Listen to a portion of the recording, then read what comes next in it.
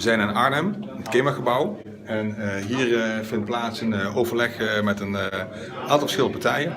Onder andere face-to-face, stroomversnelling, KPN, Enexis en TNO en de netwerkbedrijven.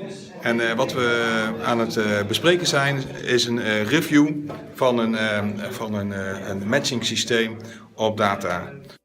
Open data, big data, wat moet leiden tot een goede matching van kansrijke huur- en koopwoningen die gematcht kunnen worden met stroomversnelling aanbod, oftewel 0 op de meter aanbod. Kijk even mee. Got to keep on walking on the road to Zion.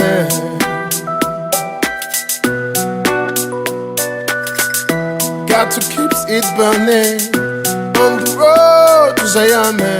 Zo zijn we hier in Arnhem en we verlaten het oude KEMA-gebouw waar de ICT-developers ons de hele ochtend bezig hebben gehouden.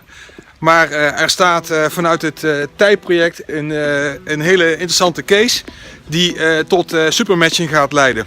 Niet alleen interessant voor de netwerkbeheerders om perspectieven te krijgen op al die renovaties en wat dat doet met het net, maar zeker ook voor bouwers om zichtbaar te krijgen welke woningen interessant zijn, zowel in de huursector als in de koopsector.